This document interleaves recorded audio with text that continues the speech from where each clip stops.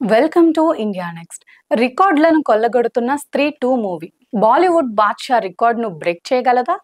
మన దేశంలో ఈ ఏడాది వసూళ్ల పరంగా షేక్ చేసిన సినిమాల గురించి చెప్పుకోవాల్సి వస్తే హిందీ సినిమా స్త్రీ 2 గురించి ఖచ్చితంగా చెప్పుకోవాల్సిందే. చాలా కాలం నుంచి ఒక సూపర్ డూపర్ హిట్ లేని బాలీవుడ్ కు స్త్రీ 2 మూవీ ఒక ఆక్సిజన్ లా మారింది. రాజ్ కుమార్ రావు, శ్రద్ధా కపూర్ హీరోయిన్ గా నటించిన ఈ సినిమాలో తమన్నా చేసిన ఐటెం సాంగ్ స్పెషల్ అట్రాక్షన్ గా నిలిచింది. కరోనా పీరియడ్ తరువాత బాలీవుడ్ లో షారుఖ్ ఖాన్, రణబీర్ కపూర్ వంటి స్టార్ హీరోలు తప్ప మిగిలిన హీరోలెవరూ కూడా సరైన హిట్ ని అందించలేకపోయారు. బాలీవుడ్ మొత్తం మన సౌత్ ఇండియన్ సినిమాల మీదనే ఆధారపడాల్సి వచ్చింది. వాళ్ళ పరువు పూర్తిగా పోయే సమయంలో స్త్రీ 2 చిత్రం విడుదలై కాసుల కనకవర్షం కురిపించింది.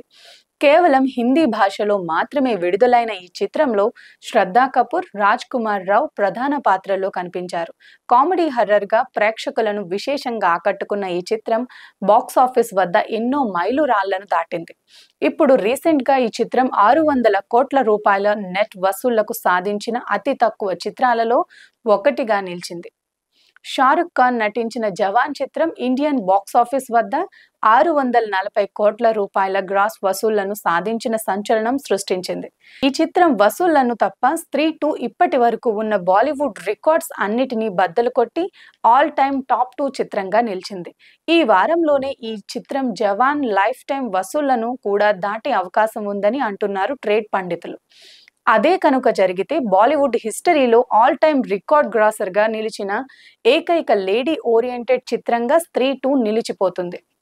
ఇండియాలో ఈ స్థాయి వసూళ్లను రాబట్టి సంచలనం సృష్టించిన ఈ చిత్రం ఓవర్సీస్ లో కేవలం 140 కోట్ల రూపాయల గ్రాస్ వసూళ్లను మాత్రమే రాబట్టింది.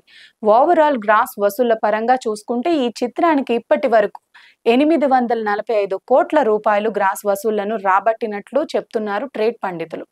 ఫుల్ రన్ లో 900 కోట్ల రూపాయల గ్రాస్ మార్కును అందుకునే అవకాశాలు ఉన్నాయి. హిందీతో పాటు తెలుగు, తమిళం, మలయాళం, కన్నడ వంటి ప్రాంతీయ భాషల్లో కూడా ఈ సినిమాని విడుదల చేసుంటే 1000 కోట్ల రూపాయలు కొల్లగొట్టేదని అంటున్నారు సినీ పండితులు.